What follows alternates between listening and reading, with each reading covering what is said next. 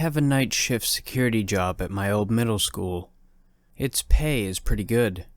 It's pretty easy, as I never really had a manager there to loom over me, and nothing ever really happened. All I ever really do is arrive at 11 p.m., walk the perimeter of the school's property, to check for any trespassers, which the most I would ever find would be a druggie, which I never really did much to. But to keep my job, I'd escort the persons off the property. I'd unlock the building's kitchen doors, head inside, and walk through all the school, check all of the classrooms, and then go into the dean's office, and watch the cameras until about 4:30 a.m., as the principal normally arrived then. I usually just get into the dean's office and watch Netflix while completing things for college, or sometimes, if I get lucky, actually sleep. This job usually went without a snag and was pretty simple. The most I've had to do in one night was escort a few drunken trespassers and get a hold of the kids' parents, as somehow this idiot decided it would be a good idea to stay overnight at the school on a dare or something. But most nights, nothing happened except bad Wi-Fi, or I ran out of water. This particular night, I had arrived a little late because I had decided to stop and buy a large coffee and some food from a nearby Circle K. But hell, I don't really get yelled at for clocking in late, as the most that would happen would be my boss telling me not to do it anymore. She's a nice person, and I knew full well that she'd understand if I was a little bit late due to me not getting my caffeine fix. When I had gotten to the door of the school, I had noticed all the lights were off except for the emergency lights on the exit signs. Usually around every 3 or 4 lights would be on, with the only exception being the gym and bathrooms, which were usually fully lit. But not this time. As I unlocked the door to the school, I thought about how unusual this was, as I had been working here for around 3 or 4 years by now, and this had never happened before. I shrugged it off as a large storm had come through the area and the power could be at low or out. When I was inside the building, I had gotten to the fuse box and noticed that someone had turned off every switch except for the emergency lights, but I chalked it up to some students screwing around. I flicked on the switches and the whole school lit back up. I decided this time to do an extra thorough search, thinking some little crap had decided to sneak in and stay overnight, again. When I was finished, I came up with nothing, and decided that the school would be fine if I left the lights on this time. I went back into the dean's office and locked the doors so nothing could get in or out. I turned on the cameras and started to write an essay I needed to finish by Monday for college. I looked up after finishing typing up my 5th or 6th page as I thought I saw a motion on the monitor. I zoomed into the camera, and I noticed a tall figure standing in the middle of the hallway. At first, I thought it was the janitor, who sometimes would stay until 12 a.m., but I glanced over at the clock, and it was 2:37 a.m. I don't know what my thought process was here, but I decided to go over to the intercom and yell at whoever it was that I'd call the police. After I got off the intercom, whatever it was had bolted into the opposite direction, so I grabbed my light to go investigate. I searched the whole school, but came up with nothing. I assumed they had decided to screw off after realizing they weren't alone, and that I wasn't really scared to call for help. I went back to the office and locked the door, and decided that I'd keep a closer eye on the monitors.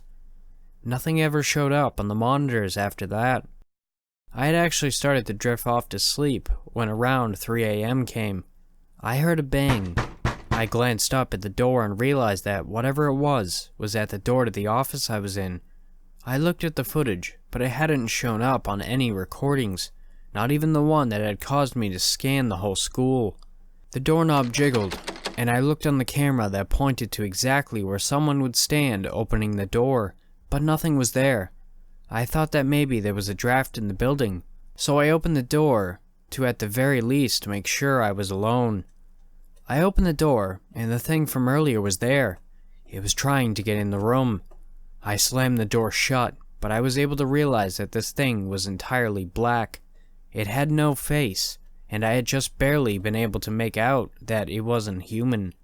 It couldn't have been. I ran through the other door, then to the exit. The run was only at most a minute or two, but the whole time, I felt like something was going to drag me into that weird thing's body. I was entirely enveloped in a thick suspense the whole time. I got into my car, locked the doors, and began to yell every curse that had passed my mind. I still don't know what I saw that night, and I haven't been back to work since. Except to retrieve my laptop. I don't know what to tell my boss, but I know one thing. I'm not working there anymore. I hesitated when they offered me the job as the McDonald's night shift manager. I'd already worked at the store for 6 months, but that was during the day. I rarely worked after dark, and I'd talked to the coworkers who had. Super busy, understaffed, rowdy customers. Those were the general complaints, and I figured that was why the night shift manager position had such a high turnover rate. In 6 months, there had been 4 new managers, and every single one of them had quit. The last one to leave was Jesse, a guy who used to work the afternoons and who would always come in high. He did it so often that I assumed that's just how he was. And then one day, he came in sober, and I thought, crap, I see why they hired him. It didn't surprise me too much when he accepted the promotion. The one benefit of that position was that there was no one on your butt. No mystery shoppers, the general managers at home fast asleep, and you could pretend the ice cream machine's broken all you want. No one's gonna call you on it. What did surprise me was when he quit, barely a week in. He didn't even put in a notice. He walked out of the store in the middle of the shift and just never came back. His final paycheck gathered dust in the back office, and no one ever managed to get in touch with him. That's when they offered the position to me. I had my doubts, and I just turned 18.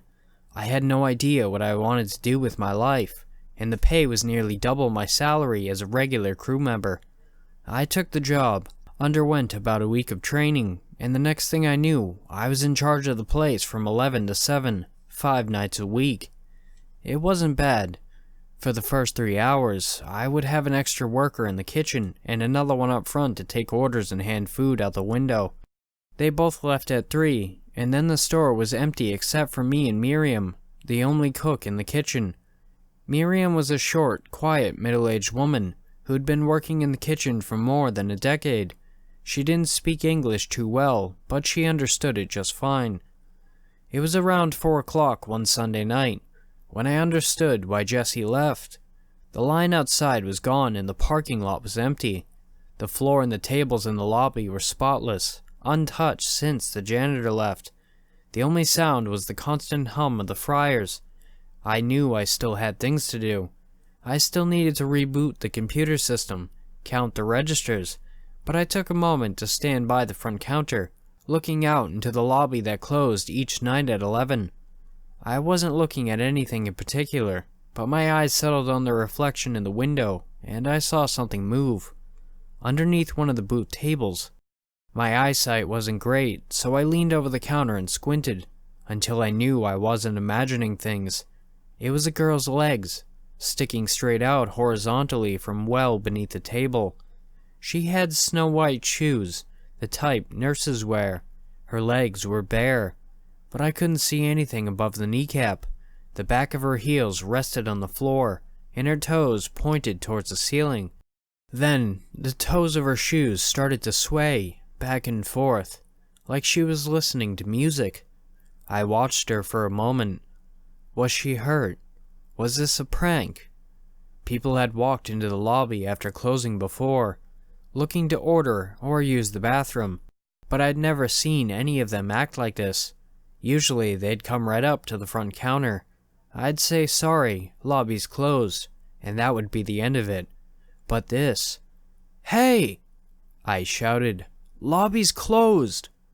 My voice echoed through the building, and as soon as I yelled it, the legs froze in place.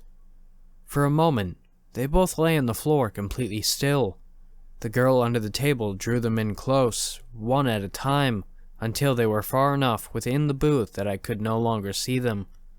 I figured she was getting up, and I waited for her to show herself, but she never did. I shouted again, I know you're there."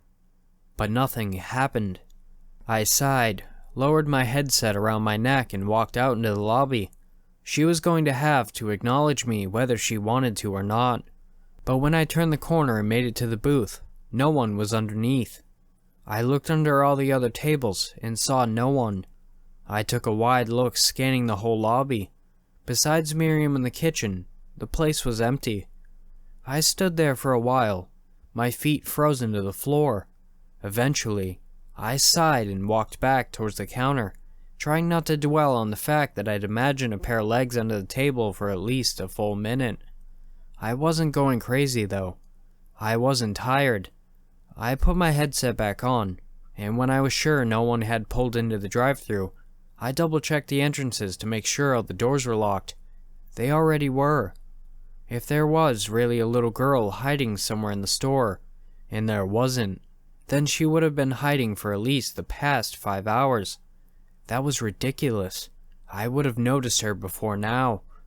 I took another passing glance into the lobby as I walked back around the counter and paused. In the reflection of the glass, I saw one of the white shoes now lying on the floor. I couldn't see anyone else. No one under the booth. I turned around to get Miriam's attention. Would she see this too? But she wasn't in the kitchen anymore. She must have gone to the stockroom for supplies. I turned back around, trying to get the best angle for the reflection, but from behind the counter, I could only see the shadows below the table, and of course, the shoe lying beside it. A moment later, a small pale hand reached out from the darkness, grabbed the shoe, and pulled it back under the table without a sound.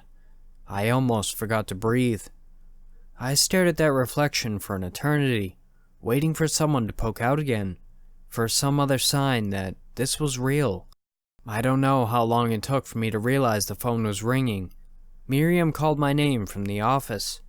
When I turned around, she was walking over to hand me the still ringing landline phone. I gave another look towards the reflection in the window before taking the phone, and allowed myself to relax when again, I saw nothing.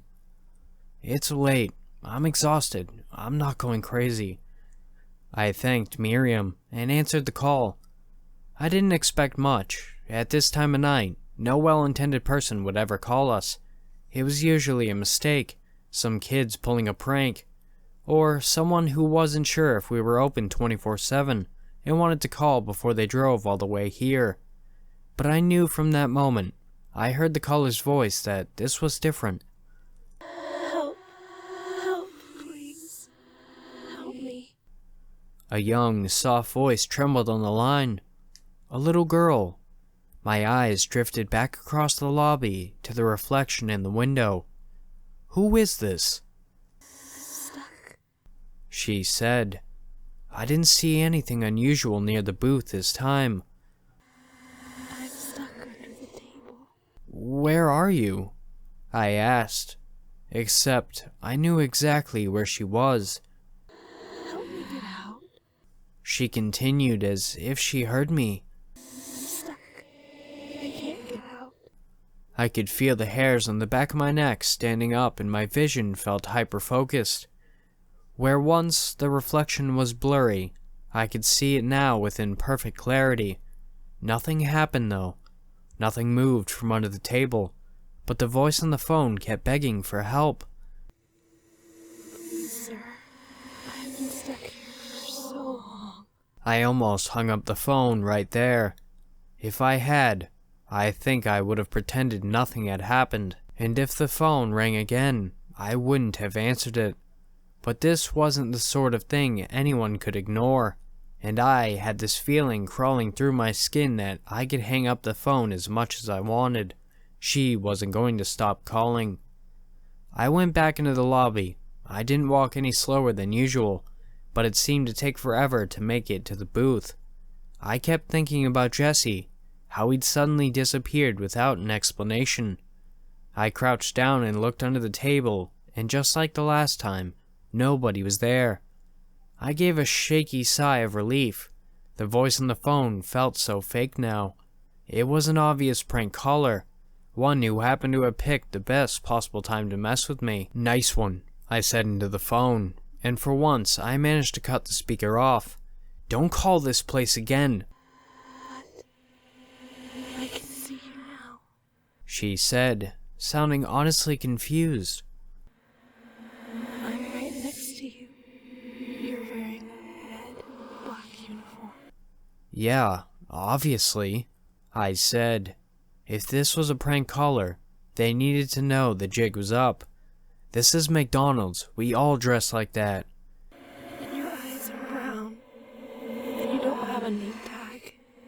And you have a cut on your left hand. Her description kept going, to the point where she was describing the way I was crouching down, to the shape of my nose, to the trembling of my hands. I looked at the window again, trying to see past my own reflection and into the parking lot outside. Someone's watching me from outside. I told myself, but I was wrong. The reflection was all I needed to see. In it was the girl's face, peeking out an inch or two from under the table. She stared right at me, nearly an arm's length away, her lips moving in sync with the words I heard through the phone. I jerked away from her, stumbling back against a chair. I dropped the phone on the floor and I could still hear the pitch of her voice from it, but no sound whatsoever emerged from under the booth itself. There was nothing there, nothing but the floor tiles and the support beam for the table. I looked back into the glass and I could still see her there, clear as day, looking up at me with wide black eyes. Her mouth moved soundlessly, but she didn't move any closer. I grabbed the phone and ran back behind the counter. My heart pounded in my chest, my throat, my head. I struggled to breathe. I looked back at the window and there she was again, watching me with her head poked out of the booth. She frowned, and the dark red tears started dripping down her face. I placed the phone back up to my ear and heard her again. Why'd you leave? I thought you were going to help me. I'm stuck. I can't get out. She kept going, and I listened, growing sicker in the stomach as she started to scream. Please. I've been down here for so long.